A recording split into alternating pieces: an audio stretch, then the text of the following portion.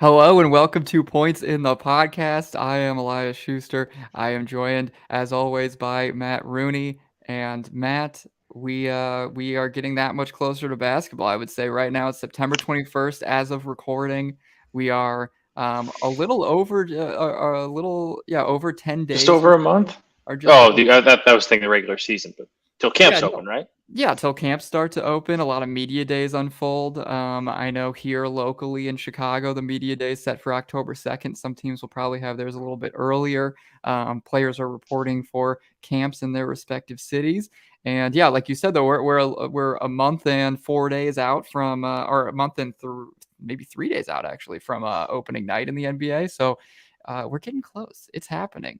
And you could tell, like you just the in the air. There's more rumors. There's more Yeah, there's drama actually happening. stuff to talk about. Like teams are actually getting back to work. And is Damian Lillard going to be at Bulls Media Day? Maybe We're gonna mystery talk about it. team, Yeah, we're mystery gonna. team Bulls. That's what we're gonna talk about. Yeah, that's the thing. You know, when on our Google Doc, when we're actually filling in more, we're filling in more content in the news section. That hey, it's actually stuff going on. And Yeah, at the it's end of not the day, just Harden update.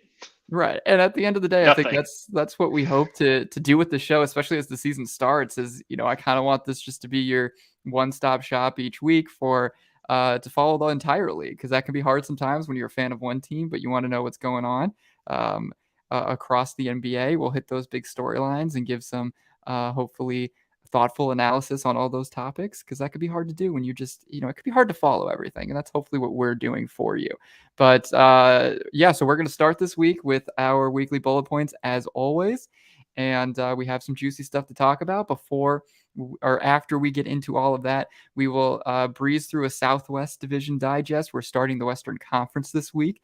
If you want some Eastern Conference content, then go back to past 3 episodes. We went through each one of those episodes, went through a division in the Eastern Conference, talked about the 5 teams.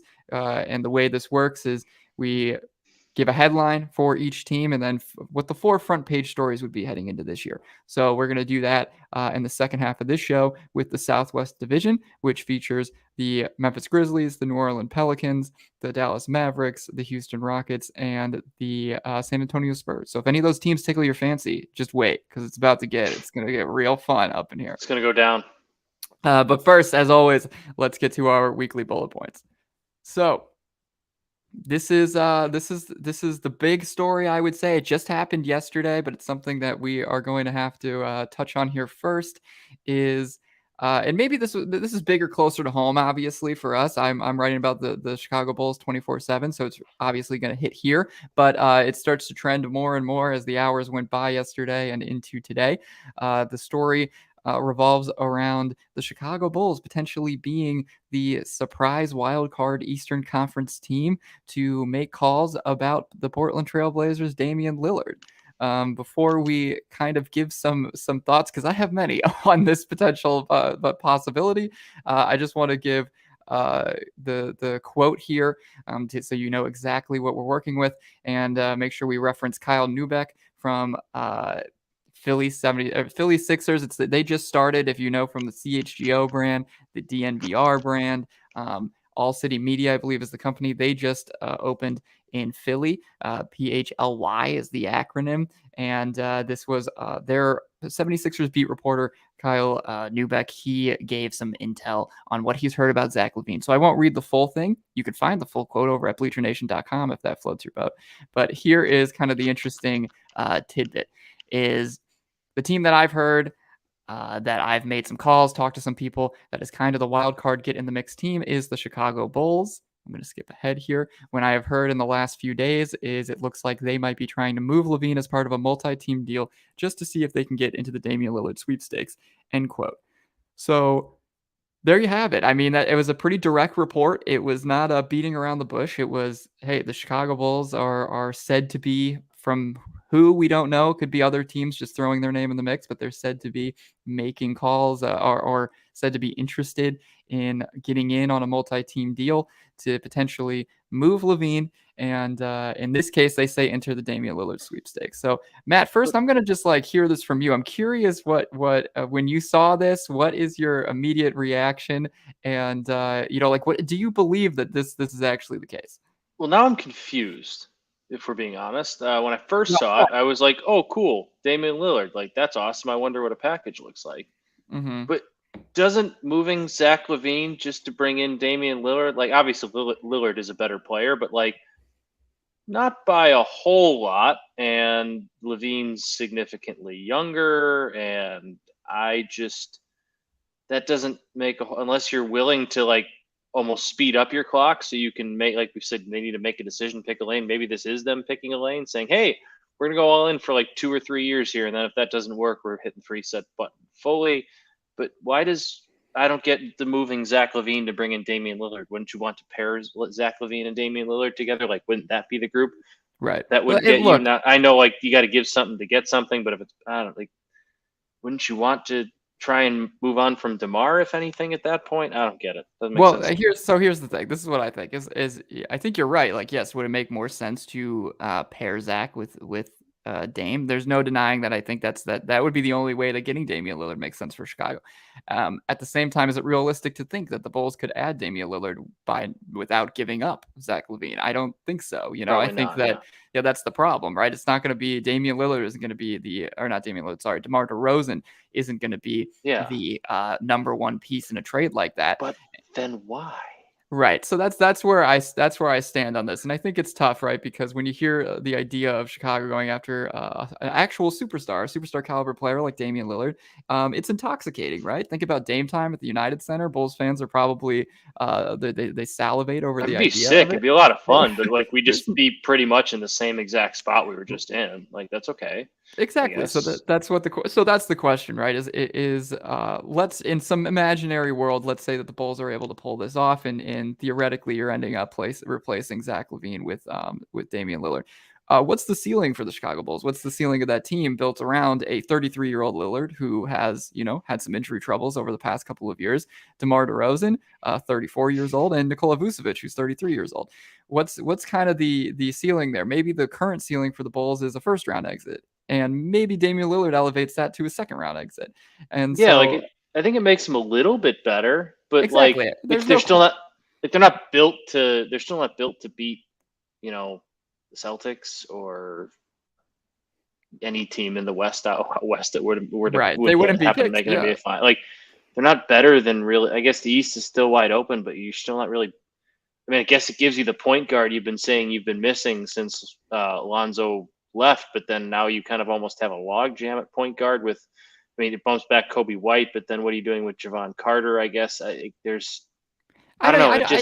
For me, it wouldn't even be any concern for me about like role player stuff, just because it is Dame. But at the end of the day, what I think confuses me is it not only would you have, how you have to ask the question of how high your ceiling is, but then you have to wonder, like, well, then how much higher can you even push it? Because if you're moving LaVine and then assuming it's not just LaVine that's going out in this trade, right? Like, that's not the only option here. You would likely also have to send out some first round picks. Maybe you're sending out a young player. The thought process here would be more. It would have to take more than LaVine to really get the needle moving.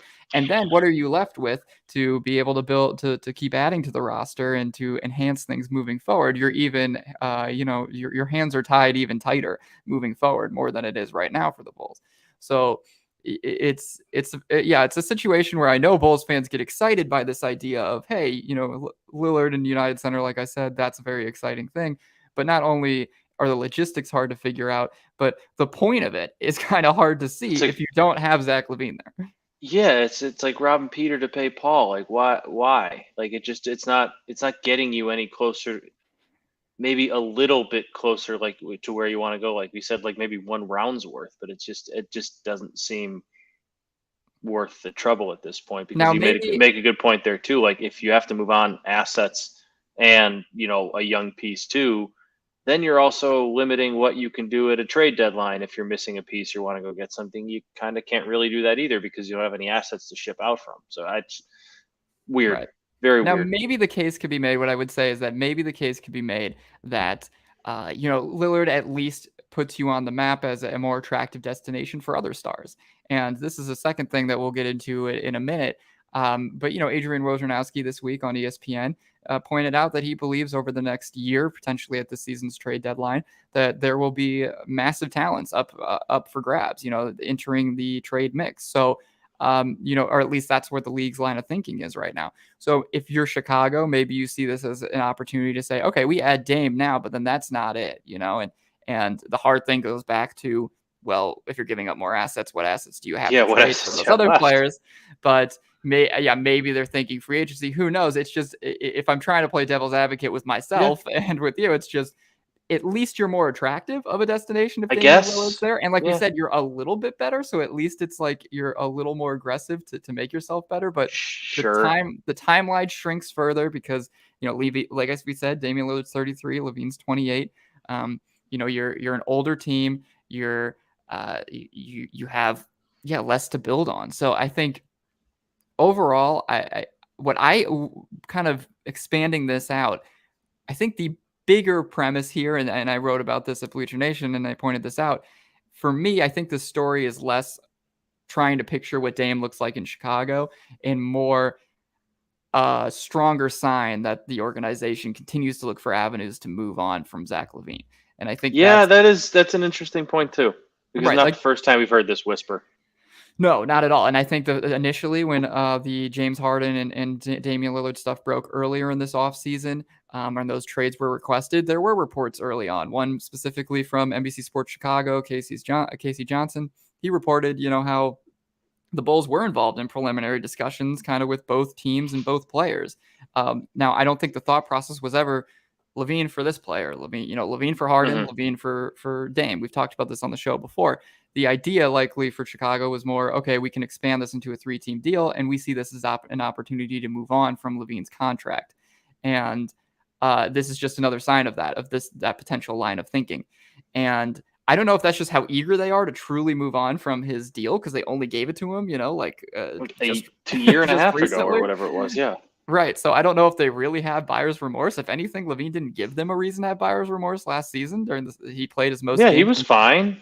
Yeah, played his most games second year in the league, and he also was top 10 in scoring and played the third most minutes in the NBA. If anything, it was one of his healthiest seasons, and the second half was one of his most successful that we've seen. So maybe they're trying to sell high on him because they think that was his peak. Yeah, that definitely could be it. I mean, there could be this idea of wanting to sell high. It's just, I think it all goes back for me. If you move on from LaVine, if this is how eager they are to really find a trade partner for him, the return shouldn't be Damian Lillard. I just, the return probably shouldn't be another. No, it should be future assets to help set you up for the future, not it shortening sounds the timeline. Like there's a and this has also been reported in the past that there might be an idea there where they're like, well, let's move LaVine, but we're going to flip him for another win now piece to put next to DeRozan and Vucevic, and then you're extending DeRozan. But I just I don't see the point of that. No, it's for Chicago. It seems like kicking the can further down the road. It's like playing a 2K season and just being bored with the team that's like been playing well for you for a while. So it's like, oh, let's just like trade this guy for that guy and see what happens. Like that's just kind of what this feels like to me. Yeah, I agree. I think it's just getting bored with your roster and you want to change something. Right. And and you bring up selling high, right? You're not selling high on an asset like LaVine if that's the type of return you're seeking out, because the whole idea that's not maximizing your asset. Right. So I think look what Donovan Mitchell got Cleveland last year, got Utah last year. It was like 4 first-round picks and more. Probably, yeah. We don't need to go back to the Gobert trade, but that was even was even crazier. Not a 33-year-old, very talented, aging superstar who's hurt more often now. And I just think too, with this, which I think we can just kind of move into the second kind of weekly bullet point, which just ties, I think, directly into this. Like I said, the Adrian Wojnarowski on ESPN earlier this week said that he expects, quote, massive talents, end quote, to be come available at the upcoming trade deadline or potentially next offseason. And so tying that into this Damian Lillard, Zach LaVine situation, or just Chicago Bulls urge to move LaVine in a potential multi-team deal, it seems like there's going to be other opportunities to pursue that. Maybe there's a little bit of concern there about, if there's more talents and bigger name talents on the market, that lowers LaVine's value. So we want to try to get something done now. Maybe that's a concern. But if anything, it just, I think, opens more doors for you to find a deal if there's more players on the market that are, considered all-star level, all NBA level players.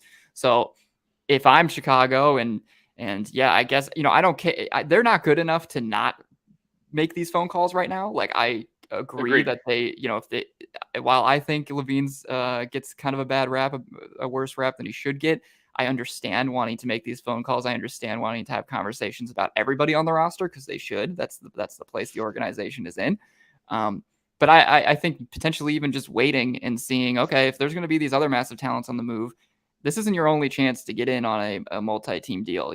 Especially if stuff does start happening around the trade deadline, that can be an advantage sometimes to even pull more out from a team, because you're on the clock. Teams are eager. It's midseason. They're trying to push all their chips in for a championship. So I just think there could be opportunities later on for them to move him. He's under contract. There's no need to do it, to push too hard to do things now. Yeah, it seems like they should just be patient unless they get the offer they absolutely want and deserve for Zach LaVine. And just, no offense to Damian Lillard, but where he is with his age right now, it just doesn't seem like that's the one for the Bulls. But unless you keep LaVine, then it's like, if you keep LaVine, that changes everything. That changes absolutely everything. And I will go pick up Lillard from O'Hare in rush hour myself, and that's awful. That's an awful trip for anybody who knows. I would go do that. Even with the construction on the Kennedy, I would go do that, but not if it's LaVine for Lillard. Well, let's also consider, too. And he can take the L. We're looking at it from this Bulls perspective, or whatever, or kind of, more biasly, of course, we're going to look at it from that perspective. But I think looking at it from, Portland's perspective, I think it's clear that, like we said, they don't want LaVine. This wouldn't be them taking LaVine. They have Scoot Henderson. They have Shaedon Sharpe. I keep saying Lillard for LaVine, but just from a Bulls standpoint, LaVine would be out. Lillard would be three-team deal. Yeah, and I'm not saying that because you're saying it. I just want to make it clear, it would be that the idea of them probably getting younger assets back, and maybe they get the young asset that the Bulls give up in this trade, as well as LaVine, and they're probably the team getting the picks as well. But I just think from looking at it a little bit more through Portland's lens and from Dame's lens, why would Lillard want to be in Chicago right now? Particularly if LaVine is part of the deal, you're taking a massive risk there. It's not only do we know he wants to go to Miami, but just by bringing him in next to DeMar and Vucevic, it's like almost a worse situation than what he's in Portland right now. Well, at least there's some longevity there with Portland. I mean, he doesn't fit the timeline necessarily, but yeah, there's talent there in Portland, and there's still young assets that Portland might be able to turn into another win now player for them. But I just can't see a world where Lillard would find it satisfactory to play next to DeRozan and Vucevic. Even though I think he's buddy with DeRozan, I think he's going to understand I'm kind of in a similar situation as I've been the past few years in Portland with this Bulls team, which is maybe we're a play-in team, maybe we're maybe we're a 5 seed that wins around. Yeah. But there's that ceiling is higher. That's why he's said he's wanted to go to Miami, and say what you will about how he's handled the situation. That's why he wants to go to, a team that's proven, hey, we can win several rounds and get to a finals. So I just can't imagine that he would be happy with the way that would end up. But looking a little bit more into the massive talents comment from Adrian Wojnarowski, I think the specific names that we need to keep a close eye on and maybe the ones that he's implying is, of course, Giannis Antetokounmpo, Joel Embiid, I think, are the two biggest names. That was the first name that popped into my head.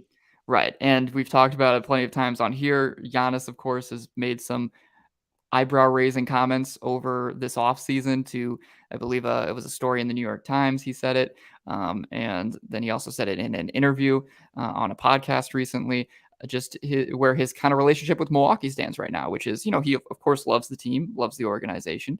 But at the end of the day, if they aren't able to prove to him that they can continue to build a sustainable winner around him, that he wouldn't have a problem looking elsewhere. So this is a kind of make or break season for them in that respect. And then the Joel Embiid situation is, he's had Ben Simmons had to leave, had to go. James Harden now has requested out. They just switched head coaches. They have lost in the second round the past 3 seasons. It's just how long, how much more patience does he have, right? And I think that's what the league is looking at with both those guys is where's their patience level at? And I have to imagine that Woj is talking about primarily those 2 guys. Yeah, it just Embiid. It seems like you said, Simmons is gone. Obviously, Simmons had other issues, but Simmons is gone. Harden's trending on the way out. Like Embiid's given them every chance to build a championship team around him, and part of it is his own inability to stay healthy. Sure. But like, it just seems like kind of the clock is ticking there, and that just time is going to run out because they're not really a championship team at this point, unless Tyrese Maxey really does take that next step into like superstar level player. They're just not going to be there, and it seems like he's already getting frustrated. It doesn't seem like that's going to end happily. Well, and it's hard to see. Yeah, it's hard to see too. With the Harden return, which Morey's clearly, he wants to hold out and get the best return that he can get, and I can't sit here and say it's not going to happen because he did it with Ben Simmons, who was arguably even more toxic of a trade partner and candidate than James Harden is, or equally as toxic. So maybe he does get a all NBA caliber return, but for me, I just don't see a world right now, especially with the Clippers, kind of seemingly the only team that's showing real interest, that they're going to get that next co-star next to Embiid. So the trade return that they get could also be something that is through this comment up here, because we were kind of talking about when the Harden Lillard. Oh, okay, there you go. Yeah, when does Harden and Lillard trade happens? I think if I had to sit here and we're talking about Harden, but I think that that one, because of what I just said with Daryl Morey and his the precedent that he set with the Ben Simmons situation, I would expect that one to drag out further than the Damian Lillard one would, just because. And also we're hearing it right this week with the Levine stuff. Like they're clearly, the Lillard talks are clearly heating up a little bit with training camp coming. So my guess would be that Harden leaks into the season first, I think, and then I think Harden, unless the Clippers thing just gets done and they're like, and Philly's Morey finally just somehow decides like he'll take whatever picks and some role players to put with Embiid. But my guess is that doesn't happen. And because what I think is that the Clippers trade is probably like sitting there for him if he wants it. Like there's probably some outline of what that looks like already. Whereas, and he doesn't want to accept that. And he also wants to get a third. Whereas the Dame trade right now, like they're out there making calls and there's several teams interested. And so I just think there's a higher likelihood that one gets done in the coming weeks.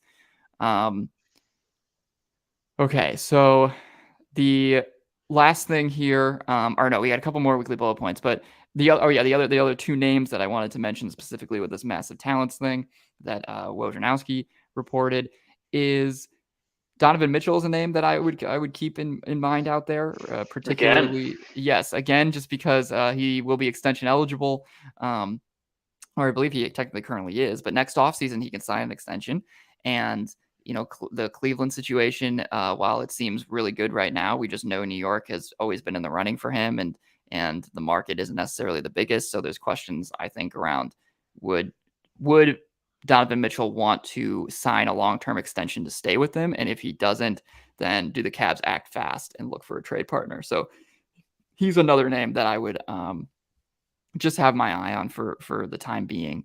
And I had one other name that I wanted to mention that I wrote in my article, but I, for some reason, am blanking on that. So I'm going to just quickly pull that up here. And Donovan Mitchell's kind of wanted. I was going to say Donovan Mitchell's kind of wanted to go to the Knicks for not like. Yeah, that's the only. He's been a good soldier in Cleveland. Doesn't seem like he's unhappy in Cleveland, but it's kind of like he's going to go home at some point. Well, that's why I bring it up, just because I think also, that and New York has the assets and the type of, players that they might want to pull it off. And like I said, if there's any inclination from Donovan Mitchell over the next year or so that he's like, I'm not going to sign an extension here right now, then it seems like he'd probably do right by Cleveland too, by just kind of telling like, hey guys, I kind of want to go. I think so. I want to go home. Like it seems like a good relationship, not like sour, not like a Harden right type deal or anything. Yeah. And then, the one other player that I wanted to mention was Trae Young, which we've talked about before too. The Atlanta Hawks situation is just kind of up in the air right now. And they have underachieved the past 2 years, at least compared to what they did 3 years ago by getting into the Eastern Conference Finals.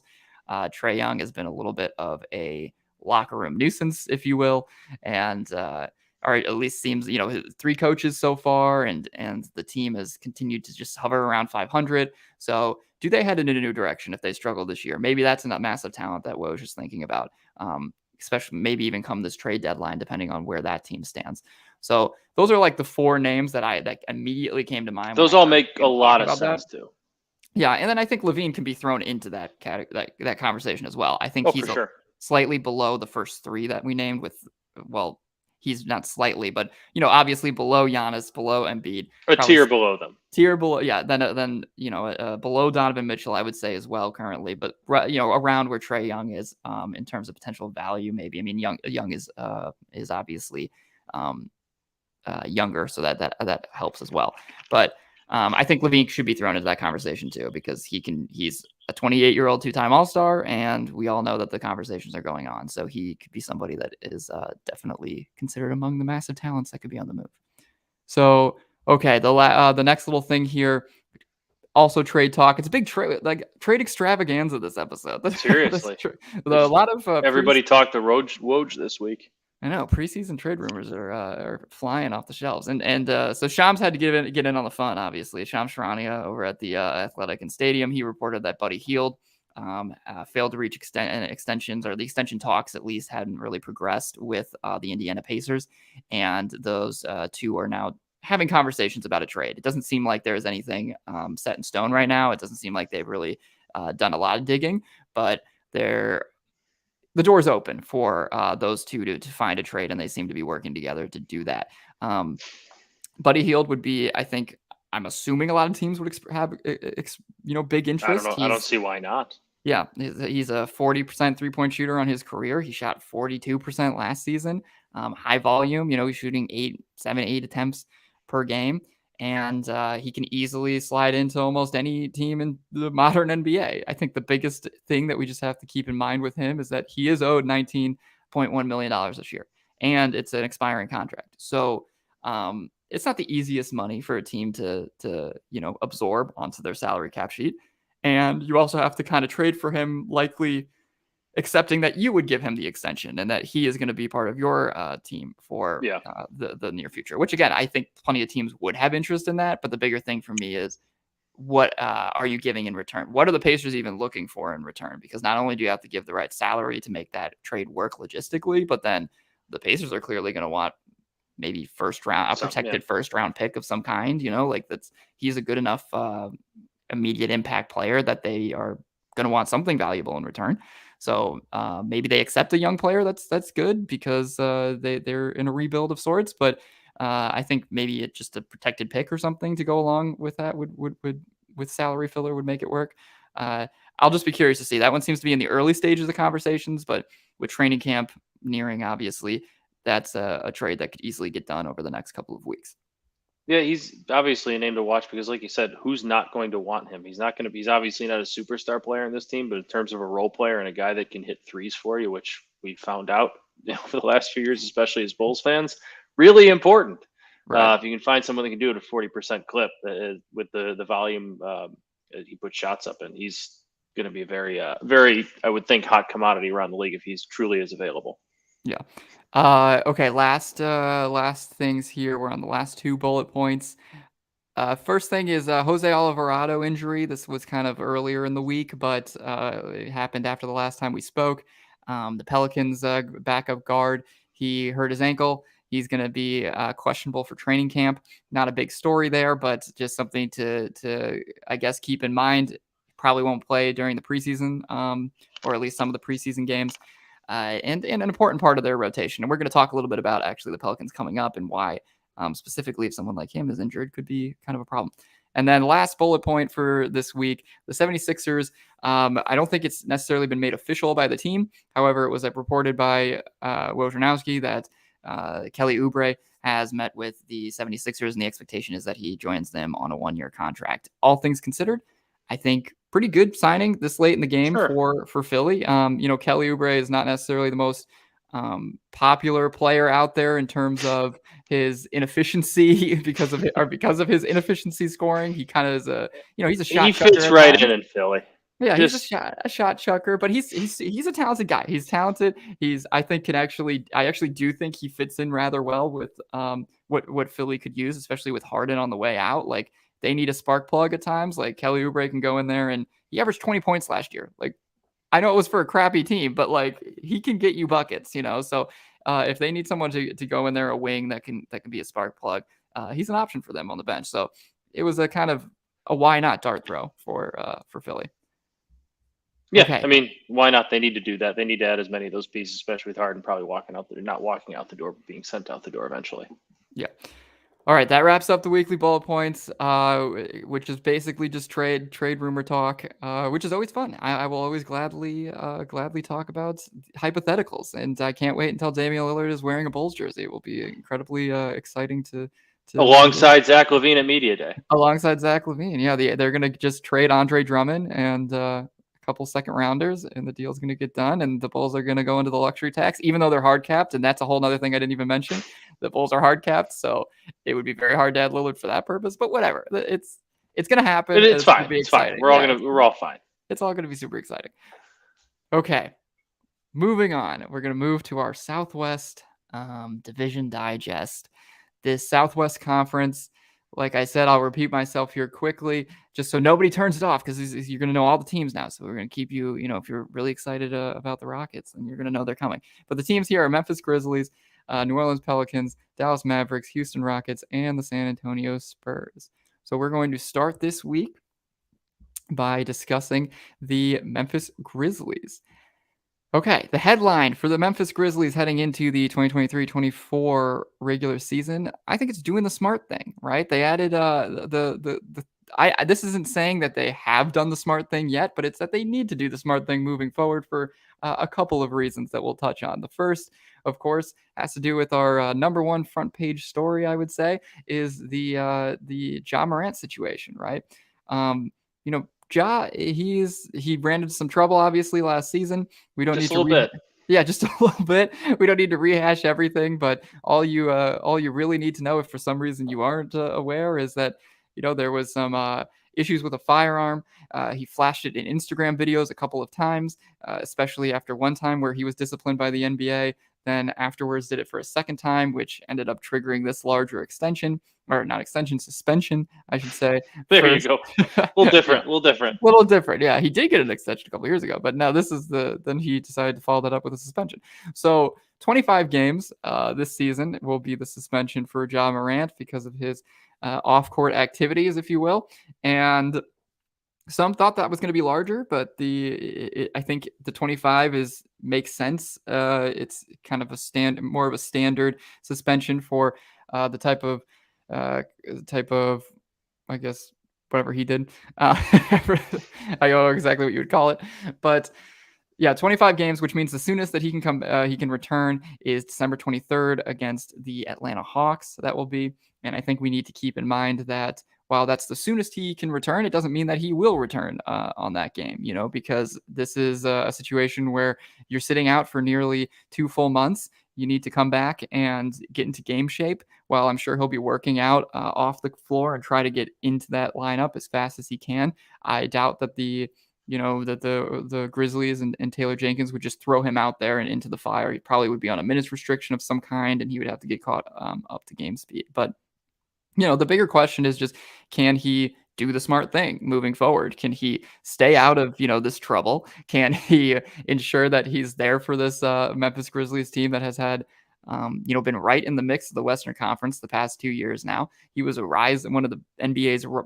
greatest stars, one of the biggest rising stars in the league. And so it's his job now to come back and prove that he can stay on the floor, that he can, stay out of trouble and continue to help this team stay at the top of the West and compete for a potential trip to the finals. Because what we've seen, the peak of this team that we've seen the past couple of years has been like, oh yeah, that team can make a run like to the finals. Like that's how good they've been on both ends of the floor at times. So that's going to be a big thing to watch out for. And going along with this would be, how do they make up for his time away from them for those 25 games? They obviously have Desmond Bane, who also just received a max extension. He's another big piece of their future, incredibly talented scorer. They have a defensive player of the year, a reigning defensive player of the year in Jaren Jackson Jr., and they have a really good head coach. So do I think they'll be able to stay afloat? Yes, but you're still missing Morant, and that you were a 51 win team last year. You have high expectations coming into this year, so getting off to a hot start without him, it could be difficult, but that's going to be the challenge heading into this year. Yeah, and I not to segue us into the next bullet point, but I will, because I think the addition of Marcus Smart made nice headline too, doing the smart thing, makes a whole lot of sense. I think he's obviously not as good of a player as John Morant, but I think you have written in the rundown there that his identity fits what Memphis wants to be, and I think he's a perfect fill-in. He's a guy who's been there before. He's a veteran that that comes in from Boston. Grant hasn't won a title, but he's been to an NBA Finals, been to an Eastern Conference Finals. Can be. It's a little terrifying saying he's going to be a mentor for a for a young group, but he can be an encore example. He can be a good mentor. I know he's just he's a little. He's rambunctious on the court. Yeah, rambunctious. That's the word. But that's on the court. I know. That's where you want it to be. He's going to be quite good for the locker room and for the young guys there. And when he has to carry the load and start for 25 games and probably a little bit more throughout the year, I think he's about as good as you could have done to fill in that void of Ja Morant. Sure, 100%. And I think, if at least in terms of fitting with your identity, right? Because he comes in there, fits with the kind of team that they've built over the past couple of years, which is physical, which is, versatile, and just kind of plays that for lack of better terms, like that dirty style, right? Like they're not afraid to get into your face. And I think he fits that perfectly. And for a team that's going to be missing Morant, like he'll slide right in there. I think my only big question with Smart, which you touched on a lot of great stuff there. My only question is, he just comes from playing with two high caliber wings, basically, in Jaylen Brown and with Jason Tatum. And it's not like he hasn't played alongside, talented guards in the past with Boston. He obviously has. He's played with, had to play with Kyrie. He's had to play with Derek White. He's played with plenty of good guards in Boston as well. But my big question is, how is he going to fit now with Memphis once they're fully healthy, once you have John Morant and Desmond Bane in that lineup every single day? I'm just curious to see exactly like the role that he's playing. How comfortable he feels. He should fit in. He should be a good ball mover for them. He's not really, especially this past couple of years, he used to be a little bit more of that, like, I want mine too kind of guy, and like the overconfident guy. But I think he's done a good job pushing that away and understanding his role.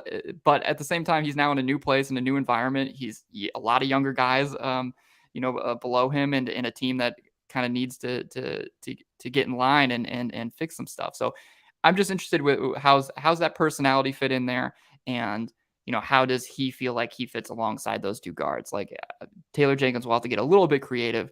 But the good news is that obviously Smart's we got some time to figure that out. Yeah, too. And Smart's one of the more versatile defenders. So like there's obviously ways that you can just draw on his strengths with him in that lineup. Okay. The next thing for me, this is the third front page storyline here for the Memphis Grizzlies. I just have the depth written down. I think this is a team that the past couple of years has been really deep, and that depth has taken a shot over the past couple of seasons. They've lost Anthony Melton to the 76ers, Kyle Anderson, he's gone to Minnesota. Tyus Jones left it just this past offseason. He's one of the best players in terms of assist to turnover ratio in the NBA. Dylan Brooks is obviously gone, which may be, addition by subtraction in some senses, but I think they're going to need like guys to step up, because when you look at that depth chart this season, it's a little bit thinner than what we've grown used to with this Grizzlies team. So guys like David Roddy, guys like Jake LaRavia, Sandy Aldama, Kenny Lofton Jr. Big fan. Shout out Kenny Lofton Jr. Just love it. He's huge guy who just does a little bit of everything. He's like the guy at the YMCA that would just be in there and you're like, what is he going to do? He can't do anything. It's just like, how's this guy making everything? How is he this athletic? Like, what is he doing? He's just slicing and dicing you break. Yeah, I watched him. I got a lot of Kenny Lofton Jr. at Summer League this year, and it was great. But yeah, I just wonder, those are a couple of their younger players, and some of them are going to have to step up and carve out roles in the rotation, because depth was a staple of what made Memphis really, really darn good the past couple of years. And while I still think they're going to be pretty darn good, somebody's going to have to fit into the picture. And I do think those guys are capable, especially Aldama, Jake LaRavia. I think that they will step into bigger roles this year and have a chance to make a difference. Okay, last storyline for the Memphis Grizzlies is just, are they still a candidate to make a big splash? I would be continuing. We talk about the massive trades at the beginning of this podcast. I wouldn't be shocked if they're on the other end of one of those deals, just because they do have some young players that we just named that could be interesting targets for other teams to throw into a deal. Maybe not a headliner, but they have the picks to be able to also throw into to grab a headliner, a co-star to put next to Morant and Desmond Bane to make a big three of sorts. So I would keep an eye out for them. We know that they were involved with the OG Anunoby sweepstakes heading into last season. A lot of reports had them wanting to offer multiple picks to Toronto for him. So if he becomes available again in the coming weeks or months, maybe they get involved. But they have the equity to pull something off. So I think that's just something we'll have to keep our eye on as we head into this year. Yeah, I think they should absolutely be a team that's looking to do that, especially if, obviously Ja's out for a while, but if you get back and if Ja comes back and he's not fully in shape or whatever, and you need to kind of make up some ground quickly, they could be a team that maybe is a little bit desperate for an overpay early to kind of get themselves back to where they want to be. Right. Okay, next team here, we have the New Orleans Pelicans. The New Orleans Pelicans, their headline for this upcoming season, the Pelicans will fly as high as Zion Williamson takes them. And I think that's pretty obvious. That will lead us right into our first front page story. Big graphic of Zion and his games played over the past couple of years. Maybe like you have a baby Not Zion, a toddler Zion. He's growing up, but the games have continued to shrink. And the Zion Williamson, he's obviously when he's been on the floor, he's been absolutely incredible. We've talked about him. I think it was only probably like 5 shows ago we had a conversation, more in-depth one about the New Orleans Pelicans. Every time that he's been on the floor, he's looked the part. He's looked what everyone thought he could be. He's had Shaq-like efficiency at times. He's shooting 60.5% from the field, nearly 26 points per game over his career thus far. It's the unstoppable force that the Pelicans thought that they were drafting and that we thought would be coming out of Duke. Unfortunately, he's also his own immovable object. Yeah, exactly. He can't move himself. So he's while he's an immovable object for other teams, he can't seem to also move himself consistently. Yeah, that's the problem. So that was funny. It's that was a good one. There's the other thing I'd point out. Yeah, I think I pointed this out on the show. I took this from my notes then. The team was 23-14 when Zion was healthy last season over his he missed some games due to like smaller injuries, but before he was out for the season on January 2nd, I believe, the team was 23-14. So they were one of the best teams in the Western Conference. What were they the rest of the time that he was out off the floor? They were 19-27. I was going to say not that. Yeah, they were not that. So even if you have Brandon Ingram, who everyone respects, everyone believes is a very good player, even if you have CJ McCollum, who everyone respects, everybody thinks is a really good player, and you have some good young guys, it's clear that the thing that makes the New Orleans Pelicans, wow, for some reason that was a mouthful. The thing that makes the New Orleans Pelicans fly is Zion Williamson's presence. So if he can't stay healthy, then the team's not going anywhere. If he is healthy, however, there's a really real chance that this is a team that we're talking about in the top 3, top 4 of the Eastern Conference. That's how big of or Western Conference. That's how big of a difference that a guy like him makes.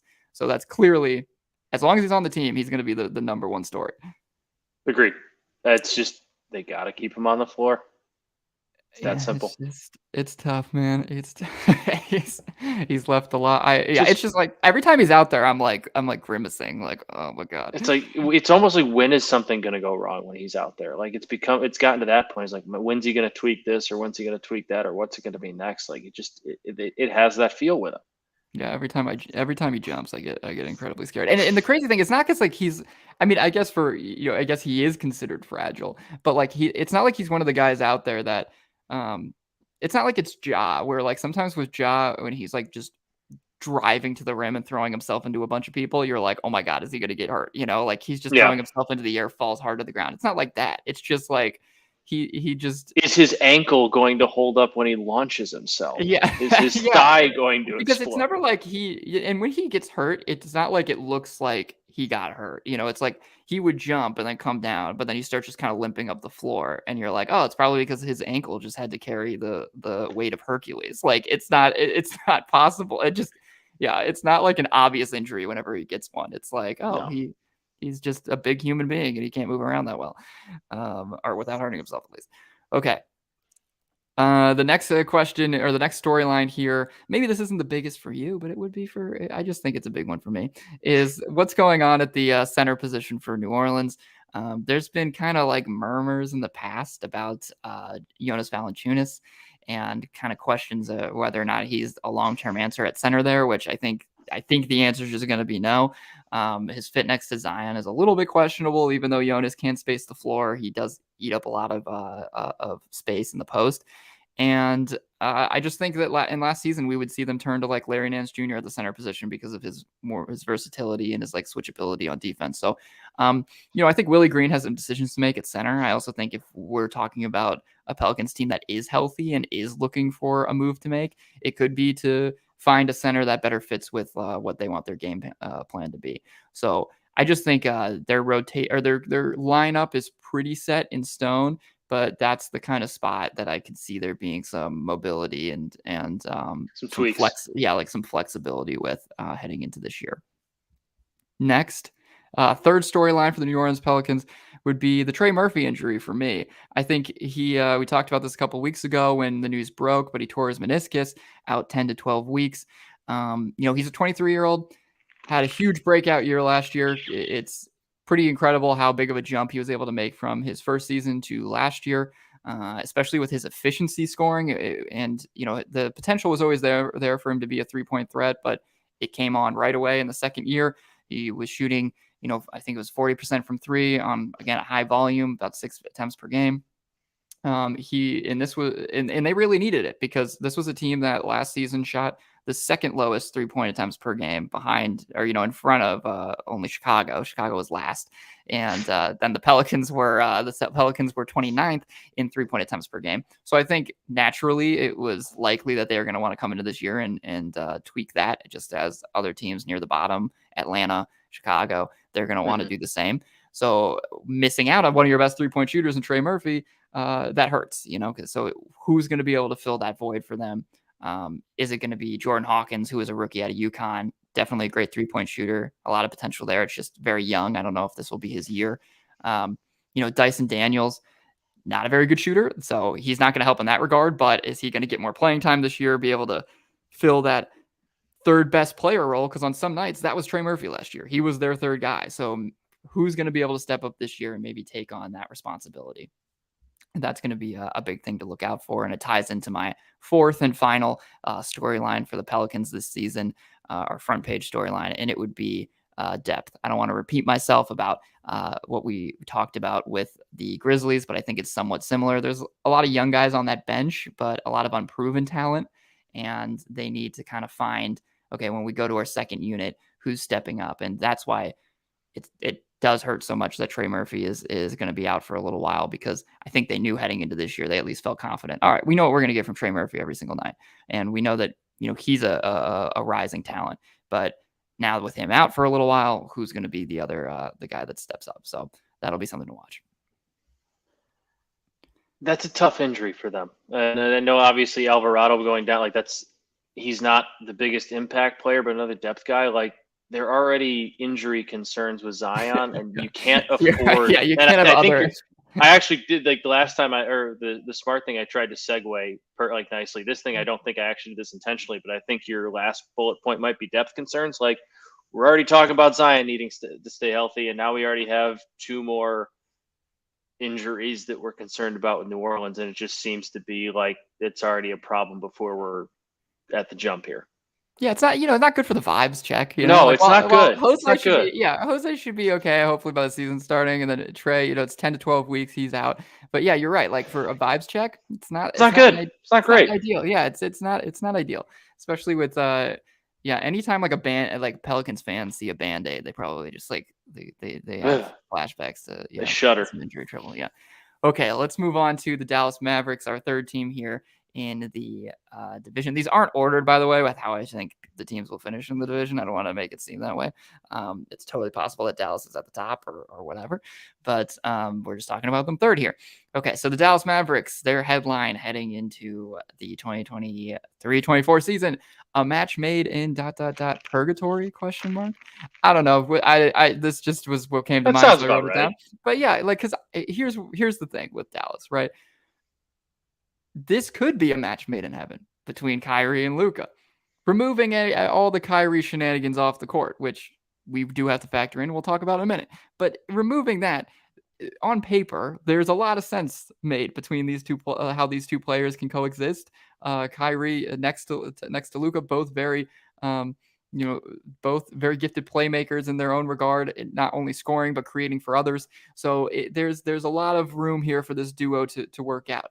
At the same time, it could be a match made in the world down under, because it just since we saw last season what happened, but with the two of them on the roster after Kyrie arrived, and this will segue right into our first front page storyline, which is the Kyrie Irving commitment. How not only did they make a huge one to Kyrie, giving him a 3-year, $126 million deal this offseason, but how committed is Kyrie to them?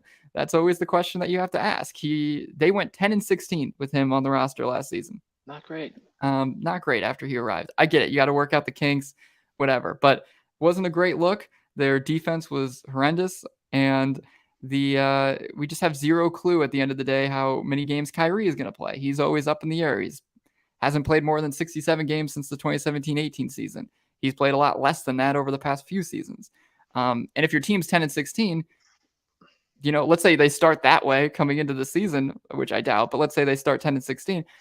Who's to say Kyrie's not like, I hate this and I'm out? Yeah, like we were joking about with Zion, like when you see him play, it's like wondering what's next, like what's going to happen, how's he going to get hurt? It's the opposite of Kyrie. It's like when he's not playing, it's like what's going to happen next, what's going to happen off the court that he's not going to want to play. Like it's just wild. I mean, it's his personality, I guess. It's who he is, but it'll be fascinating to watch. Like you said, if there's a slow start in Dallas, and it could go bad. It could go bad too. Yeah, it could 100% go really bad, and that's why it was scary when they made that large commitment to him this off season. And you had to after making the trade for right, him. you gave up. You didn't give up nothing. You gave up a couple picks, and you gave up 2 good role players. So it was definitely something they had to do. And like I said, could it be a match made in heaven? Sure. Possibly. It's possible that this is one of the best offenses in the NBA, one of the best backcourt duos in the NBA, and they're just killing people with their offense. But this moves into our second front page storyline. But there's big questions about the defense, right? They had the 6th worst defense after trading for Kyrie last season. Both Irving and Doncic are below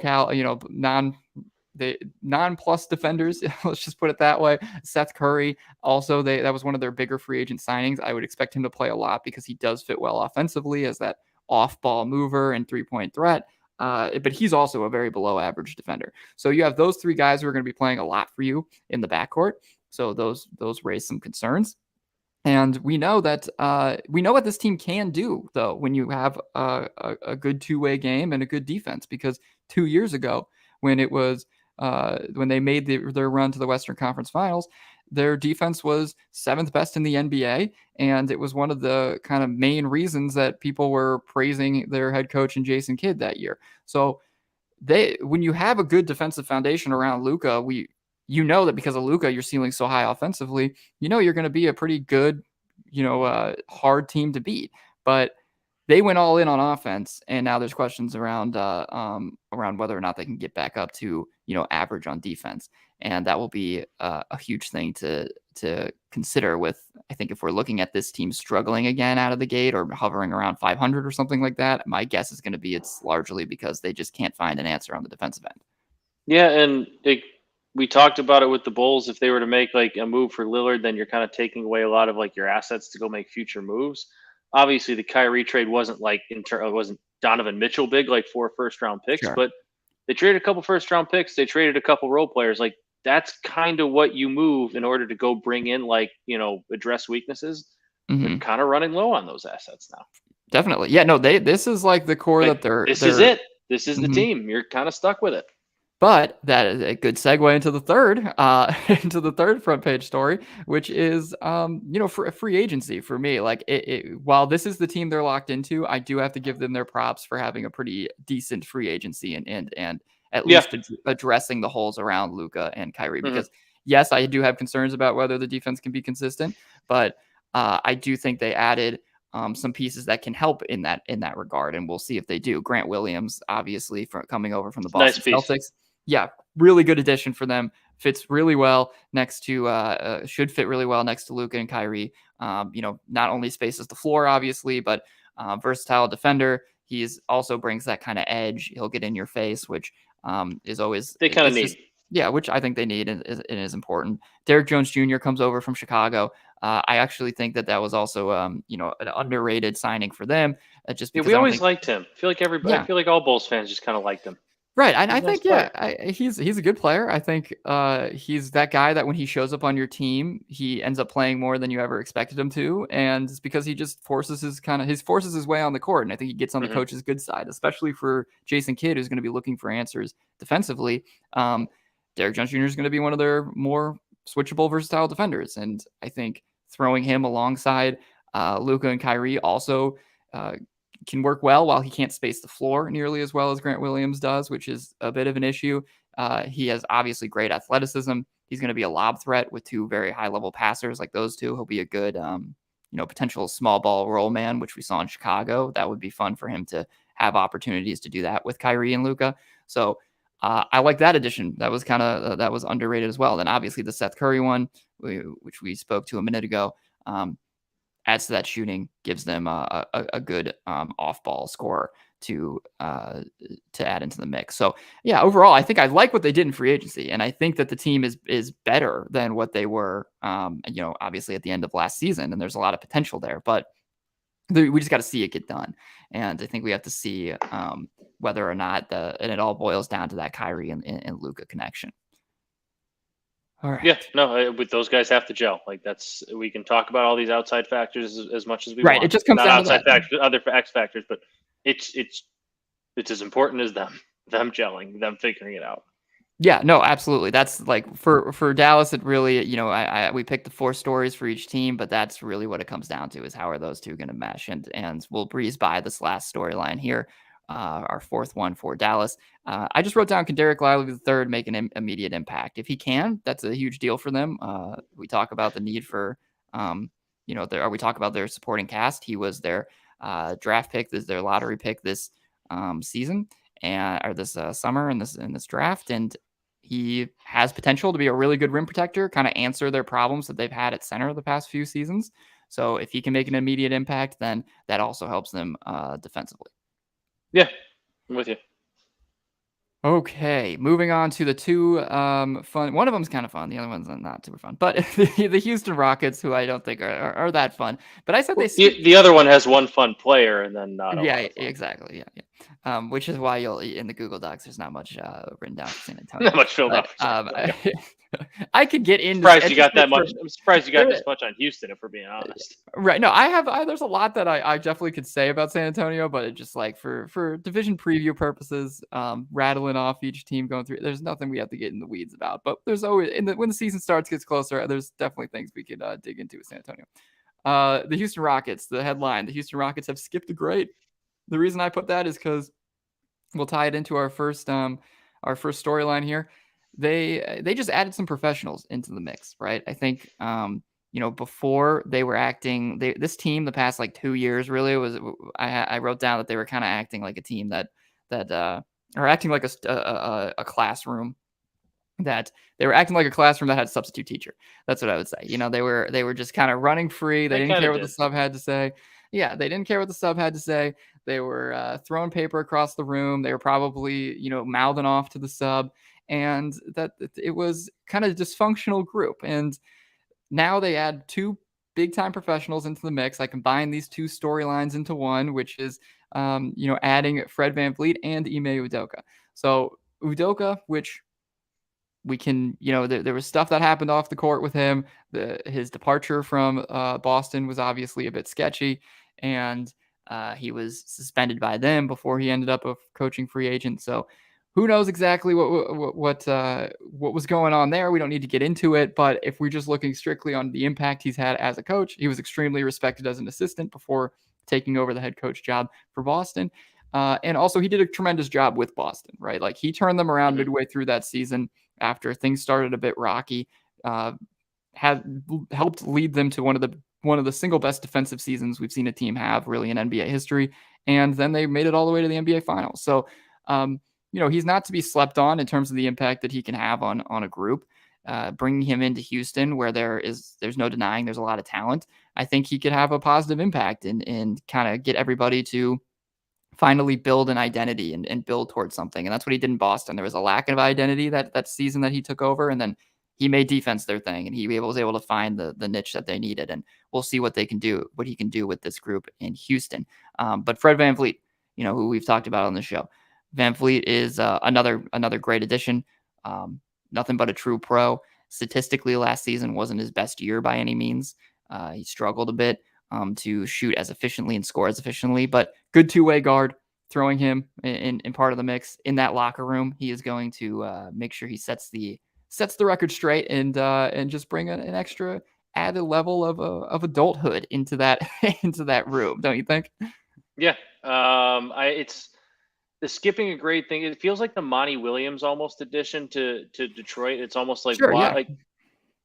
Udoka's options might have been a little more limited than Monty's because of his off-court stuff in Boston, we'll call it. Yeah. But it seems like an addition there of like, all right, I'm going to be here for a while. I get a chance to kind of build this the way I want to build, I'm going to build this kind of in the image that I want to do it. Yeah. We're going to start from the ground up. I got all the leash in the world here to work with, and let's get to work. Let's start building this young core, and we bring in a guy like Fred VanVleet again to kind of be the veteran to show the way.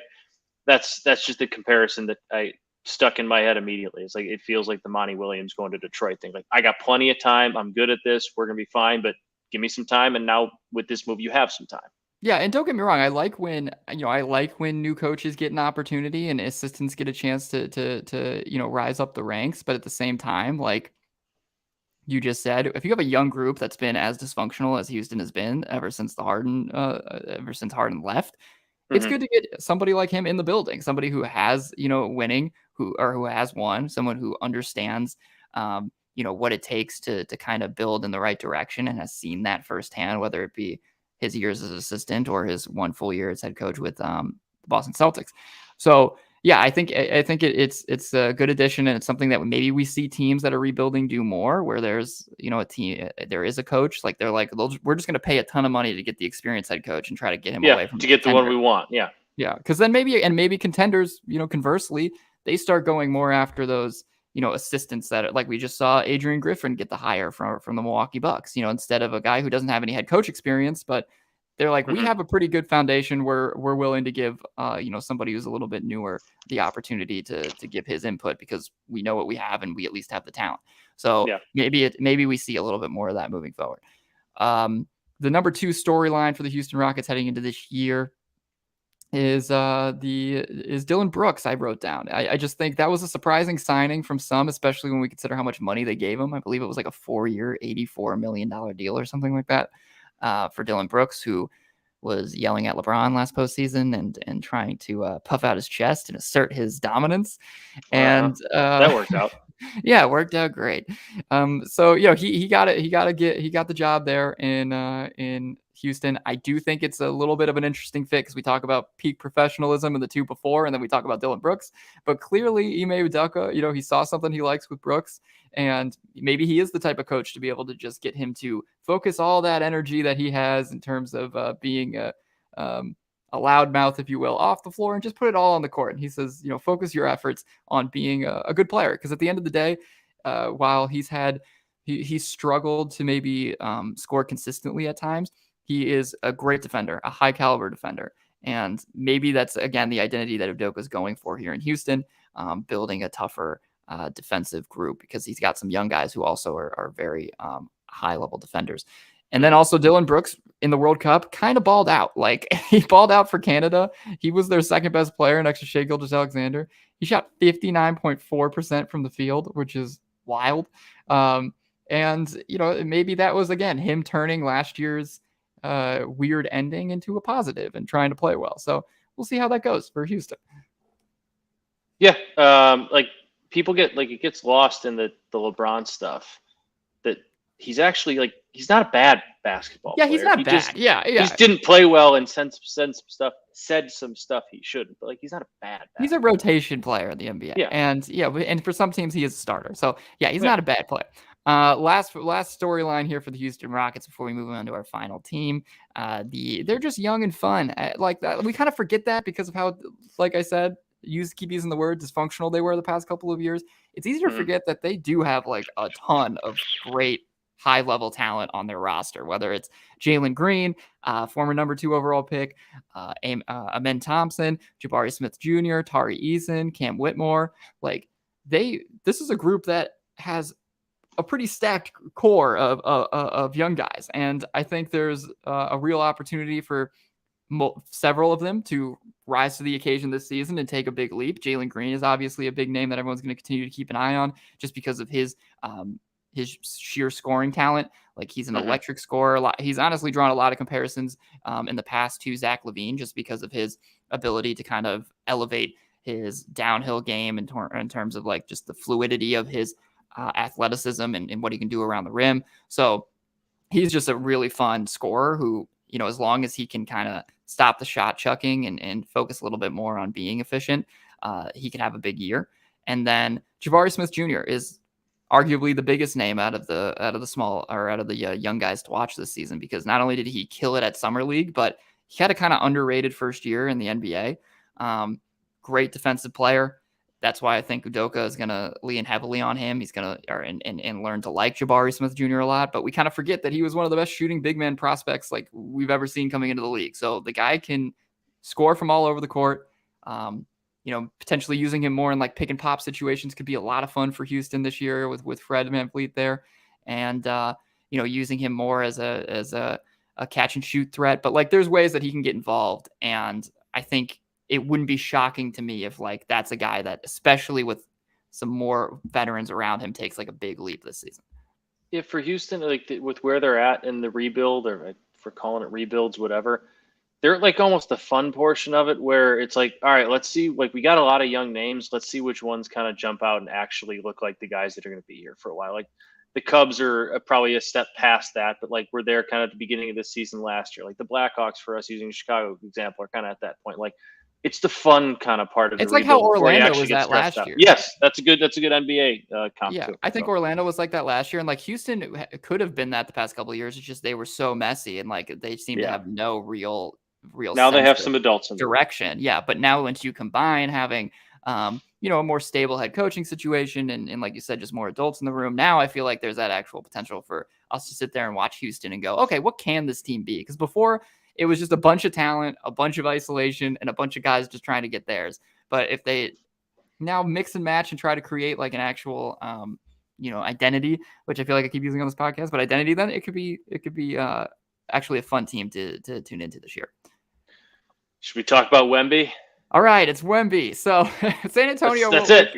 We can breeze through really fast. Yeah, the headlines: Wemby, Wemby, Wemby. Your forefront page storylines are Wemby, Wemby, and Wemby and Wemby.